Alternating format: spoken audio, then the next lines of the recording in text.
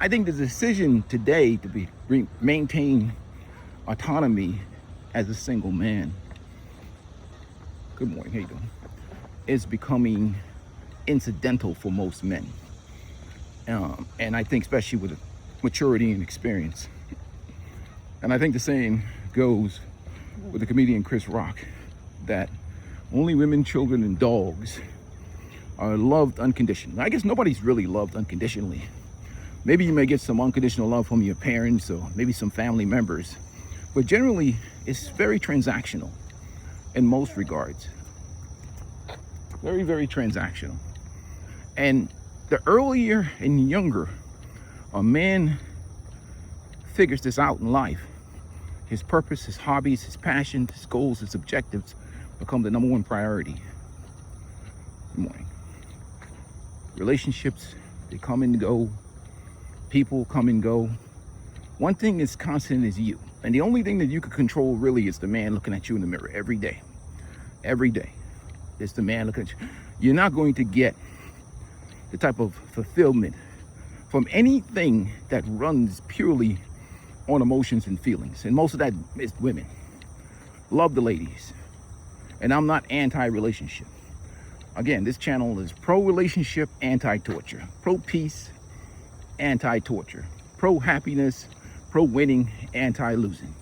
Your relationship status is your own damn business. It ain't nothing to do with me. I believe in winning. And I believe in men living life on their own terms. Well, let's get into talking about your autonomy, your freedom. The freedom to choose. The freedom to do the things in your life that add value to your life, that bring peace, bring happiness, that is not affected by the attitudes, mentality, mindsets of the people around you. That you cannot control. So the only thing you control is your responses and your reactions to the stresses in life. And that is critical to your everyday survival, especially as a man existing in an environment that is completely gynocentric. Gynocentrism is the way, the gynocracy. Even men themselves are so eager to please and basically pander to the society that they'll roll other men underneath the bus so easily, either to get access to pre-owned, to virtue signal, to score points, or whatever else. Step on the necks and the backs of other men to make themselves look good or get approval. We see that constantly and consistently, all the time, you know.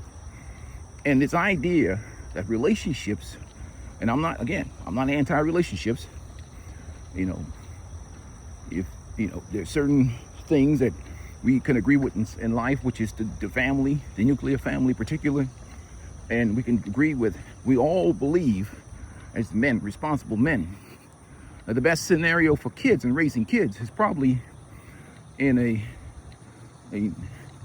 marriage type situation where the mother and the father are present there. We can agree with that. Families are the foundations of community and society. In a functional environment where there's a healthy social contract in place, I totally agree. This environment does not have that. It's purely gynocentrism.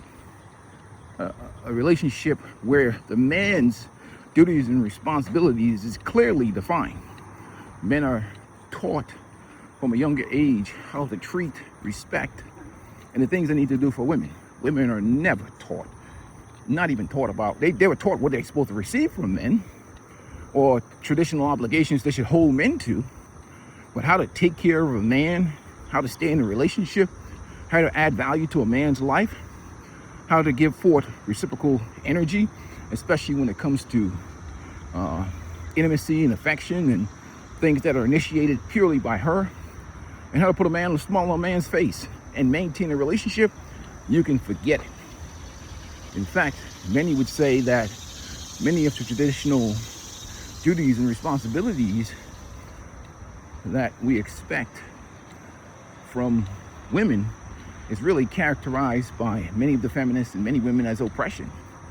And it's not like men are getting women that have been passed from their fathers to their husbands or whatever else, they're getting women that most of the times have been maxed out.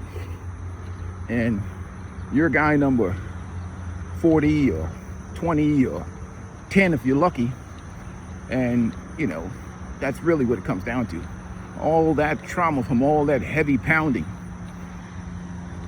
Or those that have been religiously reborn. And my brother, the Christian, says it best. You know, the 3 or 4 life to God pipeline that we see that goes on nowadays with the scammery and the gaslighting, especially these old women talking like they're building houses and creating and setting up new lives and building legacy for men when those eggs have expired years ago, or they have other men's kids or other men's legacy, or a whole bunch of, you know, unresolved trauma from this heavily sexually liberated world of society that we live in. And they want to try and charge marriage MSRP to some simp they wouldn't touch when they were 21. We see that constantly going on today, especially now with the economy. Certain men got a big bullseye on their back.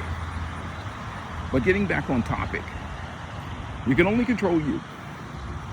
And a man doesn't truly appreciate the freedom that he has until he's gone. And you can talk to all these married men out here, and many of them give me very little pushback. Some of them are happy. I'm not saying that it's not black and white situation. There's nuance to everything. You know, many of these men are happy with their lives. They're happy with the decisions that they've made. They're at peace with it. They have good women in their lives, and they're living, you know, these happy, peaceful, healthy lives. You know, that's great, wonderful, salute to them. But again, everybody's anecdotal experience doesn't go in alignment with the general populations of men experience. And the truth of the matter is, as you get older, you realize that most men are doing hard time in these relationships. The sex has pretty much dried up. I mean, sex has become a disrespectful experience. Any reciprocal energy that's put into them is basically a huge void. They're basically negotiating their happiness or things that should be poured into them. But everything that they do for the family or for everybody else comes naturally, because that's what men do. We build, we create, we improve the lives of those around us, and it's constant. And that's why I think when many men look at the situation and they look at the return on investment and they discover that there's nothing in it for them other than responsibility and obligation, they develop a mentality and mindset of, you know what, let me just put my purpose and my priorities first, because we're dealing with and living in a world that is ran by selfishness and self-centeredness, the idea of dealing with takers every day. Those that want to extract value and don't want to provide any reciprocal value, because if you have the conversation anywhere about how to treat a man or what should a man receive and how a man should be taken care of or treated, you'll be immediately labeled a misogynist. And so you hate women. How can you hate women like that? Why are you talking about what men should get? Shouldn't men be just happy to have a woman? And that's the general mindset mentality you're going to get. They're going to pretend and act like just having a woman in your life, getting access, is all the things that a man needs or should receive in his life as fair exchange for his manhood, his masculinity, his sacrifices, his commitment and dedication to protecting, providing, nurturing, being with that woman. That's the fair exchange for all of his sacrifices. And for most men, they've just come to the conclusion that the juice ain't worth the squeeze. The trade-offs are not there. And all men respond to incentives. What is the incentives for these actions or behaviors that you take? What is the rewards that you're going to get? And when that return on investment turns out to be a net negative, men just say, you know what? Idealistically, preferences, most men prefer to be in relationships, healthy relationships, that provide a circle of value, taking care of those who take care of you. But when you're dealing with these one-sided arrangements that exist today, where men's sacrifices and everything that a man brings to the table, he can be held accountable for as an obligation and a responsibility, but everything that she brings to the table is based purely on feelings.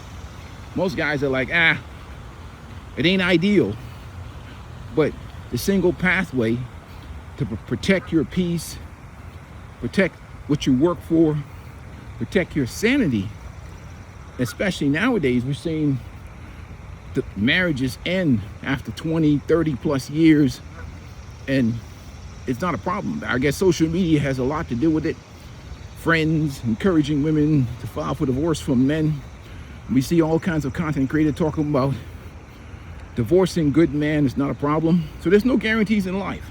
The only guarantee in life is the things that you do for yourself, and you and your purpose, your passions, your hobbies, and your ability to exist as a man, standing on your own.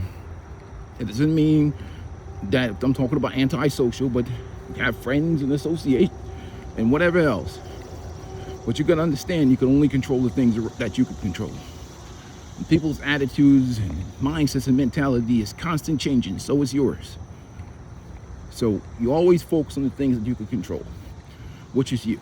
So I spend a considerable amount of time looking at the man in the mirror and controlling what's things that I need to control for my life, before I can worry about women and relationships or anything else outside of me. Like this morning, I am out here exercising, trying to manage my health and my well-being.